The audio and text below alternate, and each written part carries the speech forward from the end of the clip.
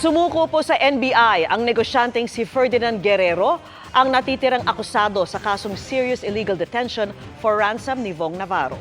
At nakatutok si John Consulta. Pasado alauna ng hapon ng sunduin ni NBI Director Bernardo de Lemos sa Makati City ang sumukong negosyanteng si Ferdinand Guerrero. Matapos kausapin ng kanyang mga abogado, tuluyan na itong inaresto ng NBI. May karapatan pa kayong manahimik. Ano man ang iyong sasabihin ay maaaring gamitin laban sa'yo. Si Guerrero ay co-accused ni Cedric Lee at Denise Cornejo na na-convict sa kasong serious illegal detention for ransom na inihain ng aktor na si Vong Navarro.